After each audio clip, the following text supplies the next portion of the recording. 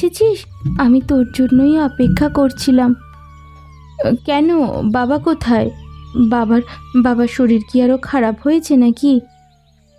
তেমন কিছু না, কিন্তু সন্ধ্যা থেকে আবার বাবার শরীরটা জ্বরে পুড়ে যাচ্ছে। আমার মনে হচ্ছে তাকে আরেকবার ডাক্তারের কাছে নিয়ে গেলে ভালো হয়।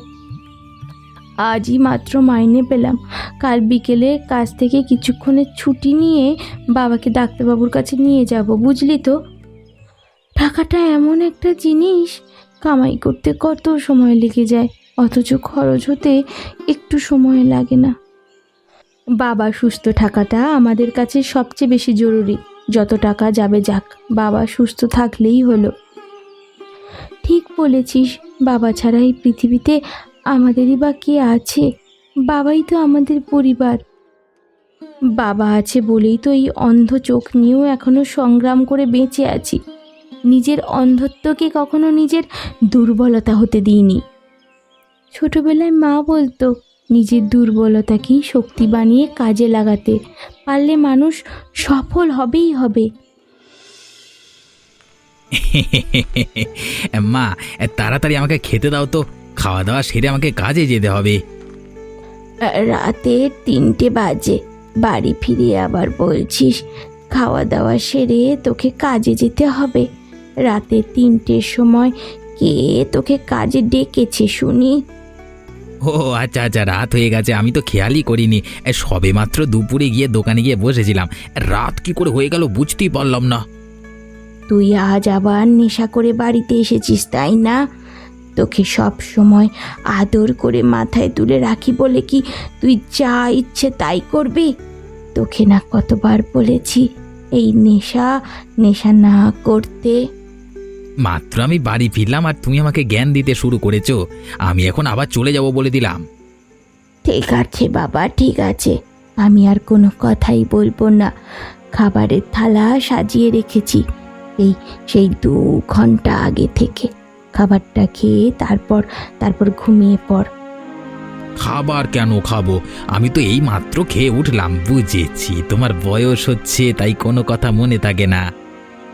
মুখ পোড়া কথাকার, আমার স্মৃতিশক্তি কমেনি। নেশা করে তোর মাথা গেছে। তুই তো সবে বাড়িতে ঢুকলি, খাবার খেলি কখন শুনি? হ্যাঁ, তোর খাবার খেতে হবে না, যা যা, তুই যা গিয়ে ঘুমিয়ে পড়।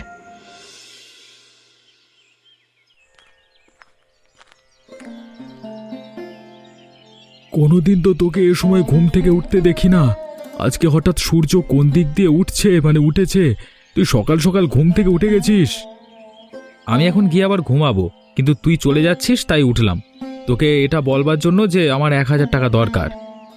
গতকালই তো তোকে 2000 টাকা দিয়েছিলাম, আজকে আবার টাকা কেন?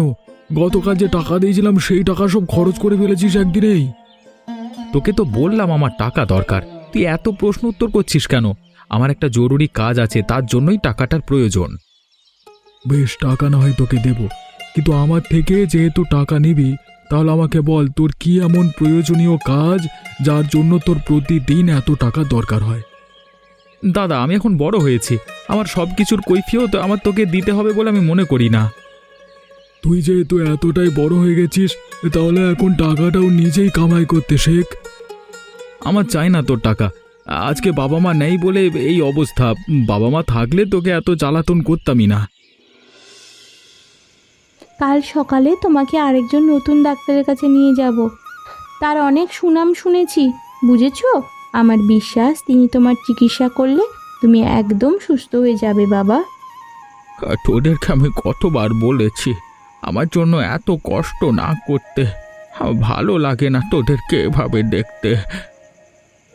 আমরা যদি তোমার খেয়াল না রাখি তবে কে রাখবে বাবা? জীবনের 60 বছর পার হয়ে গেছে, যতটা বাঁচবার ইচ্ছে ছিল তার চেয়ে অনেক বেশি বেঁচেছি। এবার আর বাঁচার স্বাদ নেই। আমি হয়তো খুব শীঘ্রই মরণের কোলে ঢলে পড়ব। তুমি কেন বারবার মৃত্যুর কথা বলো তো?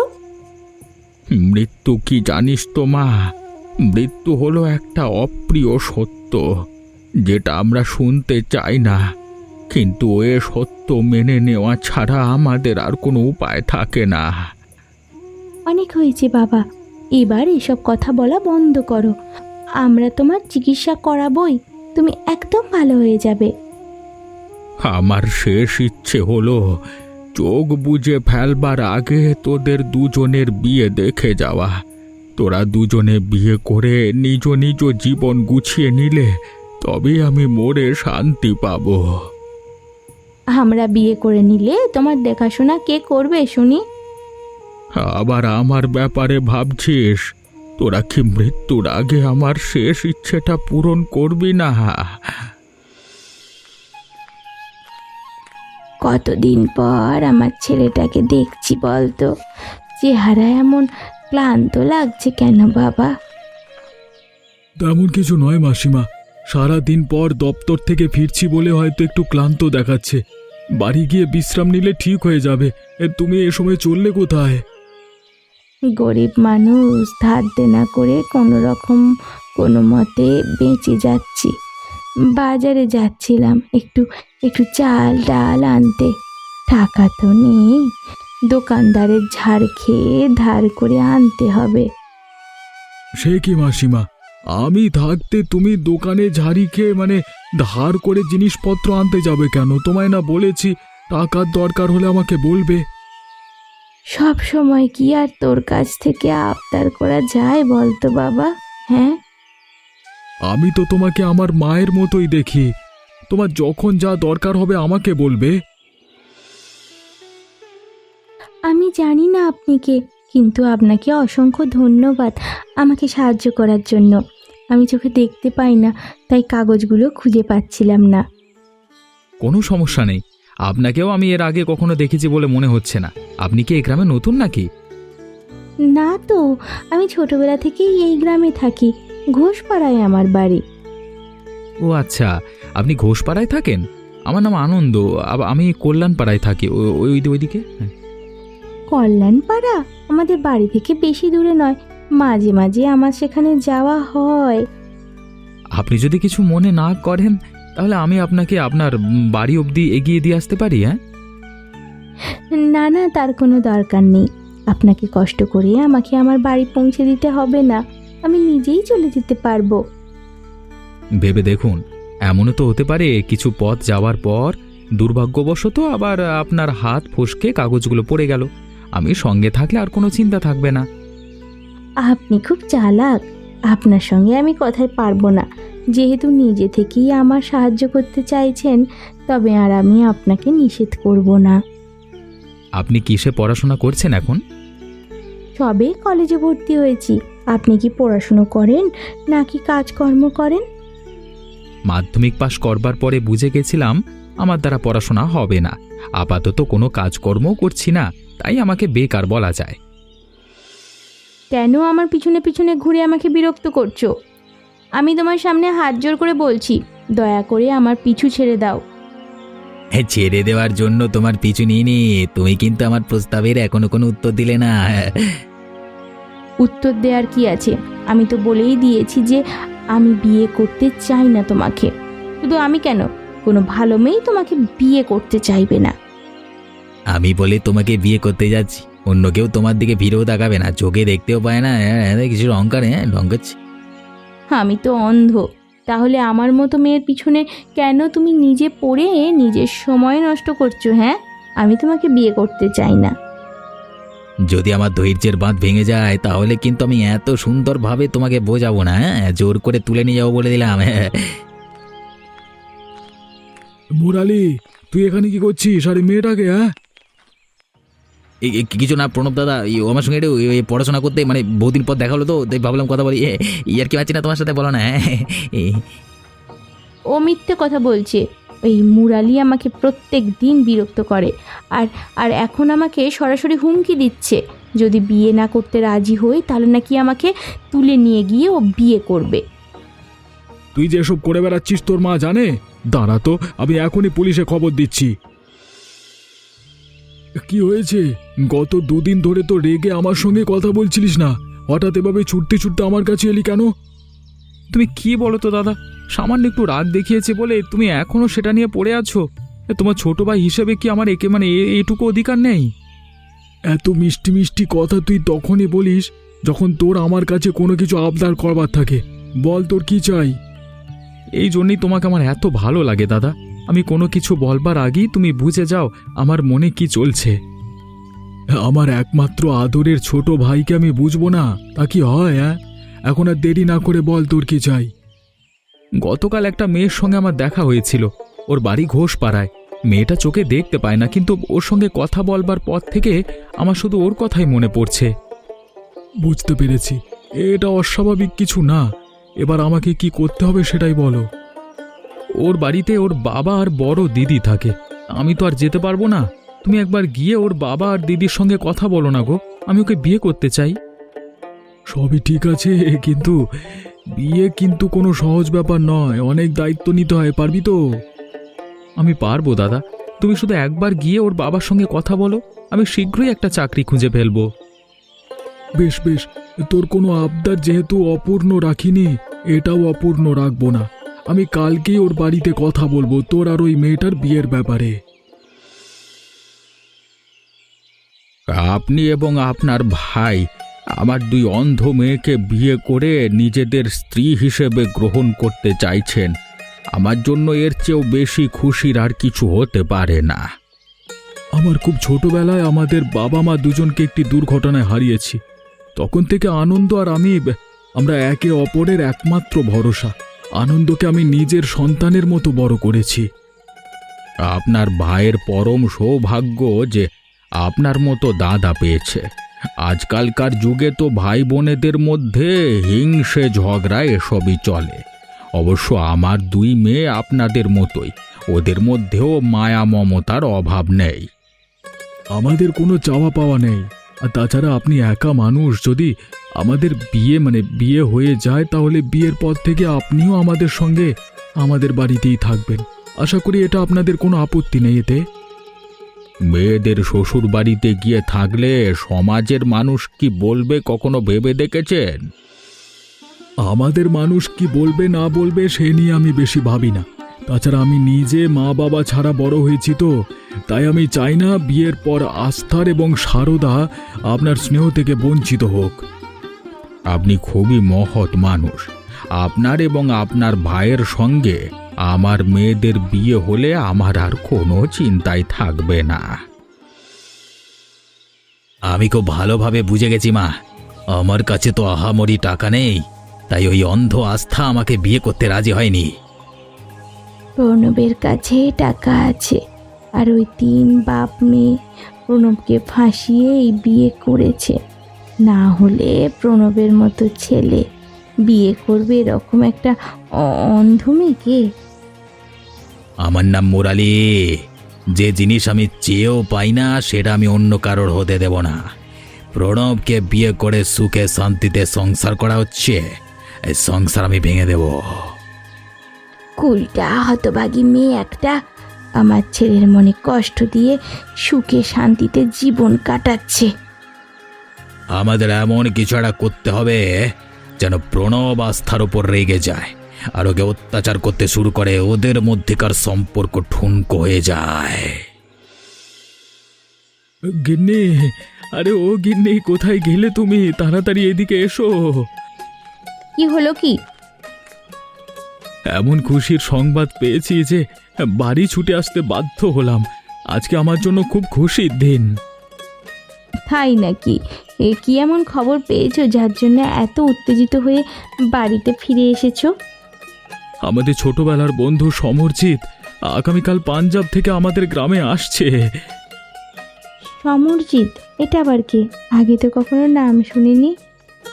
সমরজিৎ আমার সবচেয়ে প্রিয় বন্ধু। ছোটবেলায় আপনাকে চিনি। আমার জীবনের সবচেয়ে কঠিন দিনগুলোতে একমাত্র সমরজিৎ আমার পাশে ছিল। বাহ, তাহলে তো খুব ভালো। তুমি আমাদের বিশেষ অতিথি। সেটা কি আর বলতে হয়। আমি যাই, বাজারে গিয়ে বাজারের সবচেয়ে ভালো মাছ কিনে নিয়ে আসি। আর শোনো, এত বছর পর আমার বন্ধু আমার সঙ্গে দেখা করতে আসছে।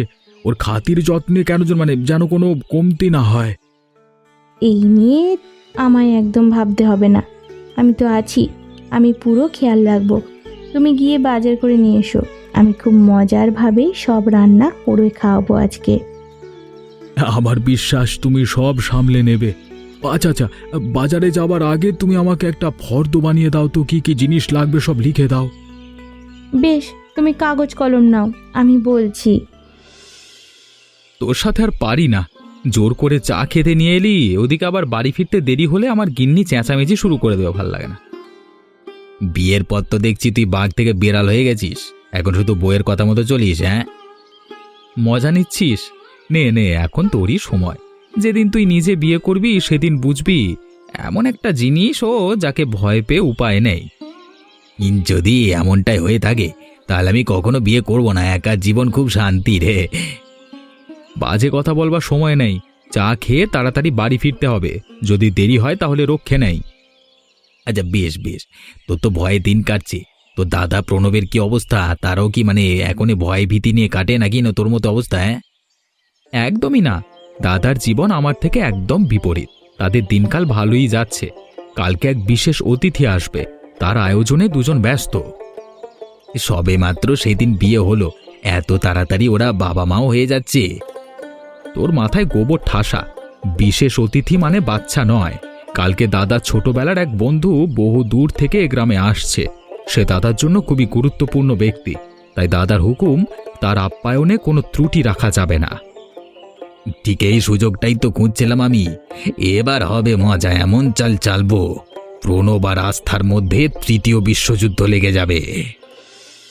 তোর শুধু গোপদারি গজিয়েছে, তাছাড়া তো কথাবার্তা চালচলন সবকিছু আগের মতোই, কোনো পরিবর্তন নেই। হ্যাঁ, तू तो पूरा का पूरा बदले गेছিস। আমি তোকে দেখে পেছানতে পারিনি যে তুই আমার ছোটবেলাকার দোস্ত আছিস প্রণব। কি যে বলছিস? আচ্ছা তুই চা খাবি তো, নাকি ছোটবেলার মতো এখনো চা পছন্দ করিস না? তুই কিন্তু আমার সচ্চা বন্ধু আছিস, এখনো আমার পছন্দ না পছন্দ সব খেয়াল রাখিস। তুই আমার সেই বন্ধু যাকে বড় ছোট সব বিপদে আমি সাথে পেয়েছি। যখন মাথার উপর ছাদ ছিল না তখন তুই আমায় তোর বাড়িতে নিয়ে রেখেছিলিস। তোর কথা কি এত সহজে বলা যায়? আরে বাস বাস বাস বাস, আমি যা করেছি আমার বন্ধুর জন্য করেছি, দিল সে করেছি, এতে এত তারিফ করবার কি আছে, তাই না? তুই এসব প্রশংসার দাবিদার রে। তুই আমার জন্য যা করেছিস তা আমি কখনো ভুলতে পারবো না। এই সমজিৎ দা, তুমি হাত মুখ ধুয়ে একটু বিশ্রাম নাও, এরপর আমি তোমার গ্রামের সেরা কিছু জায়গায় ঘুরতে নিয়ে যাব আমাদের গ্রামে।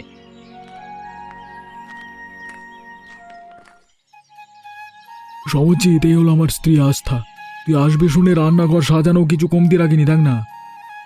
এই কেমন আছেন ভাবিজি? হ্যাঁ, মাফ করবে না, আপনাদের বিয়েতে আসতে পারিনি, কাজ ছিল তো। ওর থেকে আপনার কথা অনেক শুনেছি, এবার কিন্তু অনেক দিন থাকতে হবে বলে দিলাম। হাত মুখ ধুয়ে নিন, আমি আপনাদের খাবারের ব্যবস্থা করছি। সারদা, এই সারদা, চল আমার সাথে চল মা, রান্নাঘরে কিছু কাজ আছে।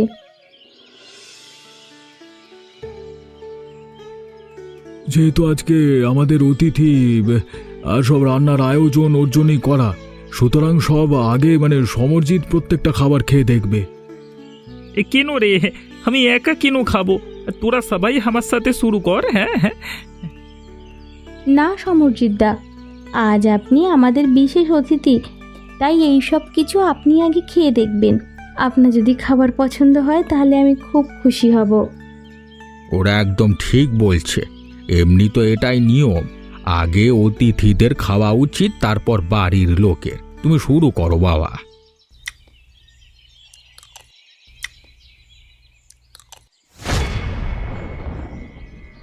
কি সমরজিৎ, কি হয়েছে তোর? তুই এমন করছিস কেন? ওনার মুখ তো পুরো নীল হয়ে যাচ্ছে, লক্ষণ মোটেও সুবিধার মনে হচ্ছে না। আমাদের যত তাড়াতাড়ি সম্ভব ওকে হাসপাতালে নিয়ে যাওয়া উচিত। ওরা দুজনেই আমাদের স্ত্রী, আর এই সময় ওদের ওপর সন্দেহ করে ওদের শাস্তি না দিয়ে আমাদের ওদের পাশে থাকা উচিত ছিল। আমার মনে হয় না ওরা এমন কিছু করতে পারে। আনন্দ বিলকুল ঠিক কথা বলেছে, আমার মনে হয় কিছু তো গড়বড় আছে, তাই না? বেশ, তোরা যেহেতু বলছিস আমি বিষয়টা যাচাই করে দেখবার চেষ্টা করছি। প্রণব কাকু, আমি একটা জিনিস জানি, কিন্তু আমার বলতে খুব ভয় করছে। তোমার কোনো ভয় নাই বাবা, আমরা তোমার সঙ্গে আছি, কেউ তোমার কোনো ক্ষতি করতে পারবে না। যদি তুমি কিছু জেনে থাকো দয়া করে আমাদের বলো, এতে তোমার আস্থা কাকিমা জেল থেকে ছাড়া পেয়ে যাবে। সেদিন সন্ধেবেলায় আমি তোমাদের বাড়ির পেছনের রাস্তা দিয়ে মুরালি কাকুকে তোমাদের রান্নাঘরের মধ্যে ঢুকতে দেখেছিলাম। কিছুক্ষণ পরেই তিনি আবার বের হয়ে গিয়েছিলেন, কিন্তু যখন তিনি আমাকে দেখলেন তিনি আমাকে হুমকি দিতে শুরু করলেন। এ কি ধরনের হুমকি দিচ্ছিল? তিনি আমাকে বলেন, আমি যে তাকে তোমাদের রান্নাঘরে ঢুকতে দেখেছি সেই কথা যদি আমি তোমাদের কাউকে বলি তাহলে তিনি আমাকে অদৃশ্য করে ফেলবেন, আমাকে মেরে ফেলবেন। তার মানে এসবের পেছনে মুরালির হাত ছিল, অথচ আমি বোকার মতো নিজের স্ত্রীকে সন্দেহ করেছি, ওকে পুলিশের হাতে তুলে দিয়েছি। এত বড় অন্যায় আমি কি করে করলাম? হ্যাঁ,